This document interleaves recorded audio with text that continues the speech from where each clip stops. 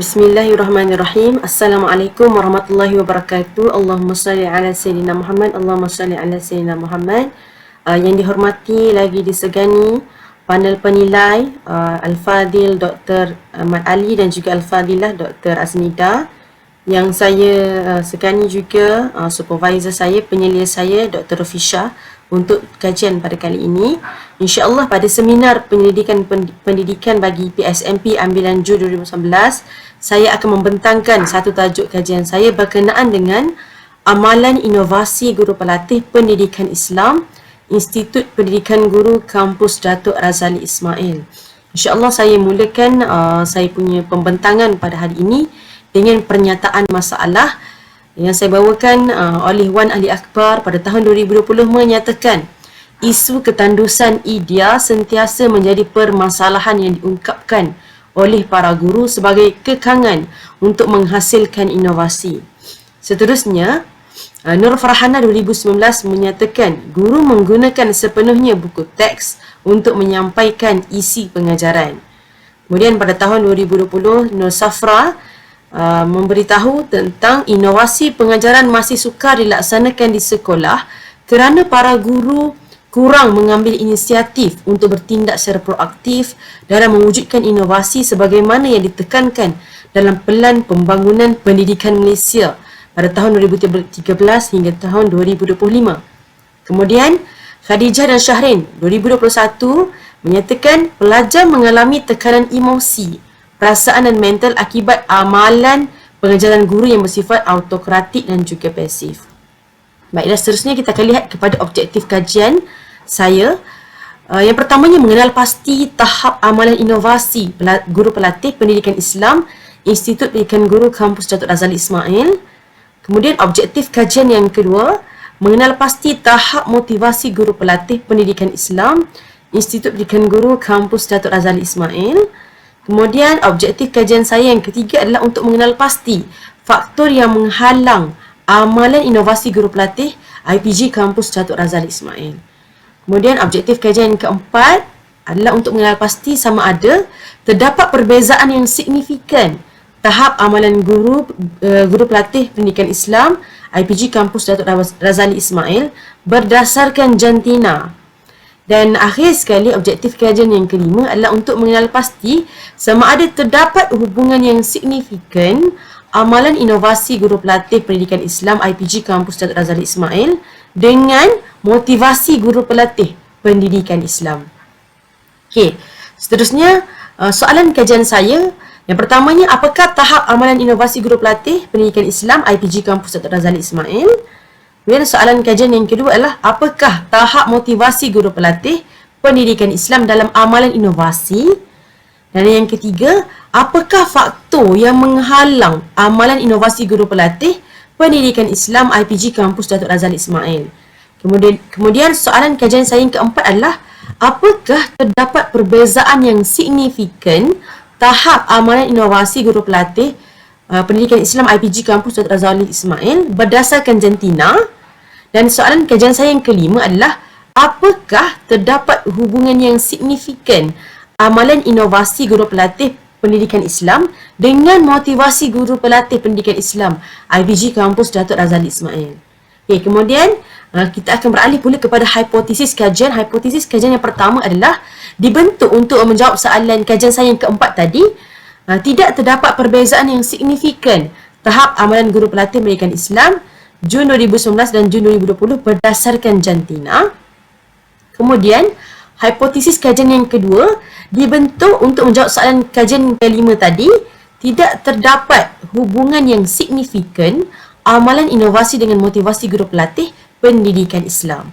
Okey, baiklah. Seterusnya kita akan lihat pula kepada kerangka konseptual, di mana yang pertamanya dibentuk demografi yang terdiri pada jantina, ambilan dan juga unit. Kemudian amalan inovasi dalam pengajaran dan pembelajaran yang akan kita ukur juga melalui jantina. Dan seterusnya motivasi guru pelatih pendidikan Islam. Dan ini ada kaitan antara ini kita akan wujudkan perkaitan antara amalan inovasi dalam PDP dengan motivasi guru pelatih pendidikan Islam. Dan seterusnya faktor yang menghalang inovasi guru pelatih pendidikan Islam. Dan ini secara rangka konseptualnya tentang kajian saya pada kali ini, amalan inovasi amalan inovasi guru pelatih pendidikan Islam IPG Kampus Datuk Razali Ismail. Okey, seterusnya kita akan lihat kepada model kajian yang digunakan, Concern Based Adoption Model CBAM digunakan untuk mengenal pasti peringkat keprihatinan Stage of Concern SOC, tahap penggunaan inovasi Level of Use LOU, dan konfigurasi Innovation Configuration IC. Dan pekaji menggunakan model CBAM untuk melihat tahap penggunaan inovasi Level of Use LOU, dan model ini dapat memaparkan dan mengenal pasti tahap amal inovasi dalam kalangan guru pelatih dengan jelas. Tahap penggunaan inovasi bertujuan untuk melihat maklum balas individu mengenai sejauh mana amalan inovasi yang dijalankan setelah menerima sesuatu pembaharuan, iaitu inovasi itu sendiri. Seterusnya, kajian literatur menurut Rosalinda pada tahun 2021, tajuk inovasi dalam pendidikan meningkatkan perkembangan budaya, iaitu kajian inovasi dalam pendidikan meningkatkan perkembangan budaya merupakan satu strategi dan perspektif baharu untuk memahami variasi pelajar. Dan menurut Lee dan Zanaton pada tahun 2019 menyatakan bahawa keprihatinan guru terhadap satu perkara mempengaruhi tingkah laku dan amalan di dalam bilik darjah. Ini berdasarkan tajuk kajian tentang tahap keprihatinan inovasi pembelajaran abad ke-21 berdasarkan model CBAM.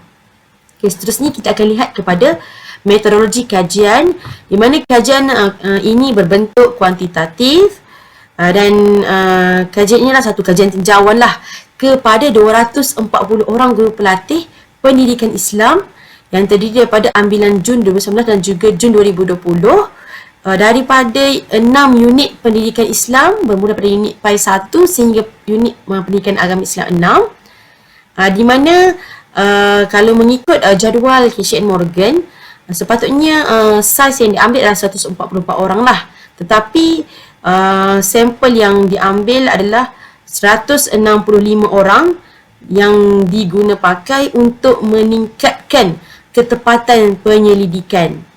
Okey, dan ini adalah satu kajian sampel awak mudah lah, menggunakan sampel awak mudah. Okey, instrumen yang digunakan adalah soal sidik yang terdiri daripada 4 bahagian, iaitu bahagian A demografi, bahagian B tahap amalan inovasi guru pelatih pendidikan Islam, dan bahagian C berkenaan dengan motivasi guru pelatih, dan akhir sekali bahagian D adalah faktor yang menghalang pelaksanaan inovasi. Okey, seterusnya tata cara penganalisan pemerolehan data terdiri pada 4 bahagian A, B, C, D, dan kesemua bilangan item termasuk 25 item tidak termasuk demografi, di mana bahagian B tahap amalan inovasi dalam PDP ada 10 item, faktor yang menjadi halangan 10 item, dan juga motivasi guru pelatih sebanyak 5 item.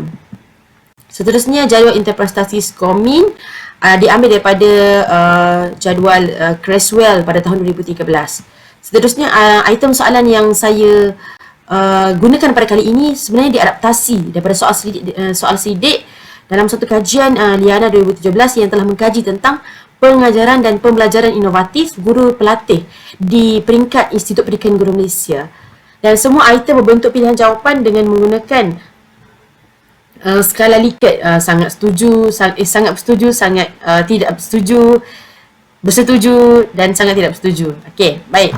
Kemudian kesahan instrumen kajian saya telah dinilai oleh 5 orang pakar, di mana 3 orang daripadanya adalah daripada pensyarah Jabatan Pendidikan Islam dan Moral, kemudian daripada Jabatan Perancangan Pendidikan dan Inovasi JPPI, dan akhir sekali daripada jabatan, dan seorang daripada Jabatan Pengajian Melayu JPM. Okay, seterusnya kebolehpercayaan instrumen kajian diukur dengan nilai Alpha Chrome Batch setelah melakukan kajian rintis terhadap 40 orang siswa-siswi guru pelatih pendidikan Islam ambilan Jun 2019 dan 2020. Dan hasil kajian rintis menyatakan di sini amalan inovasi dalam PDP menghasilkan nilai alfa sebanyak 0.81. Kemudian faktor yang menghalang inovasi dalam PDP adalah 0.77. motivasi guru pelatih adalah 0.81, menjadikan keseluruhan nilai alfa ini adalah 0.91. Dan ini adalah hasil daripada kajian rintis yang dilakukan kepada 40 orang siswa-siswi guru IPG Kampus Datuk Razali Ismail, guru pelatih pendidikan Islam. Seterusnya, tata cara penganalisan data, objektif kajian. Yang pertama, untuk objektif kajian pertama, kedua, ketiga, analisis data deskriptif. Objektif kajian yang keempat, inferensi ujian T. Dan objektif kajian yang kelima, inferensi korelasi Pearson. Okay, seterusnya kita akan lihat kepada dapatan kajian, di mana objektif kajian pertama, tahap amalan inovasi guru pelatih pendidikan Islam IPG Kampus Datuk Razali Ismail, min keseluruhan 4.56, menjadikan sisihan piawai 0.48, dan interprestasi min adalah sangat tinggi pada item yang skor item yang paling tinggi adalah saya menggunakan PowerPoint interaktif dalam PDP. Itu min sebanyak 4.78 dan sisihan piawai 0.55. Dan kalau skor item yang paling rendah untuk objektif kajian yang pertama adalah saya mengamalkan kaedah pembelajaran berasaskan projek PBP dalam PDP. Itu min sebanyak 4.14 sahaja dan sisihan piawai 1.03. Jadi kesimpulannya untuk objektif kajian yang pertama adalah guru pelatih pendidikan Islam ambilan Jun 2019 dan Jun 2020 IPG Kampus Datuk Razali Ismail mempunyai tahap amalan inovasi dalam PDP yang sangat tinggi. Okay, kemudian kita beralih kepada objektif kajian yang kedua, iaitu tahap motivasi guru pelatih major pendidikan Islam IPG Kampus Datuk Razali Ismail. Skor item yang paling tinggi adalah saya bersemangat untuk melaksanakan inovasi dalam PDP, iaitu min 4.49 dan SP sisihan piawai 0.69. Dan skor item yang paling rendah dalam objektif kajian yang kedua, tahap motivasi ini adalah saya mempunyai kelengkapan menyelesaikan masalah untuk melaksanakan inovasi dalam PDP, iaitu pada min 4.06. Jadi kesimpulannya untuk objektif kajian yang kedua adalah guru pelatih pendidikan Islam ambilan Jun 2019 dan 2020 IPG KDRI mempunyai tahap motivasi yang tinggi untuk melaksanakan inovasi dalam PDP. Seterusnya kita beralih kepada objektif kajian yang ketiga, iaitu untuk mengenal pasti faktor-faktor yang menjadi halangan guru-guru pelatih pendidikan Islam untuk melaksanakan inovasi. Di mana skor item yang paling tinggi adalah saya percaya bahawa inovasi dalam PDP dapat tingkatkan prestasi murid, dan skor item yang paling rendah adalah saya mengetahui inovasi dalam PDP hanya daripada guru-guru yang lain, mencatatkan min iaitu sebanyak 3.73 sahaja. Jadi kesimpulannya untuk objektif kajian yang ketiga adalah guru pelatih pendidikan Islam tidak mempunyai halangan yang tinggi untuk mengaplikasikan inovasi dalam pengajaran dan pembelajaran. Seterusnya kita akan lihat kepada objektif kajian yang keempat, iaitu untuk mengenal pasti sama ada terdapat perbezaan yang signifikan tahap amalan inovasi guru pelatih pendidikan Islam IPG Kampus Datuk Razali Ismail berdasarkan jantina. Jadi hipotesis yang pertama berdasarkan t-test, terdapat perbezaan yang signifikan tahap amalan inovasi guru pelatih pendidikan Islam ambilan Jun 2019 dan Jun 2020 IPG Kampus Datuk Razali Ismail berdasarkan jantina. P dia 0.01 lebih kecil daripada 0.05. Jadi hipotesis yang pertama percaya ditolak. Dan tahap amalan inovasi guru pelatih pendidikan Islam ni dipengaruhi oleh jantina guru pelatih. Okey, baiklah. Seterusnya objektif kajian yang kelima, untuk mengenal pasti sama ada terdapat hubungan yang signifikan amalan inovasi guru pelatih pendidikan Islam dengan motivasi guru pelatih pendidikan Islam.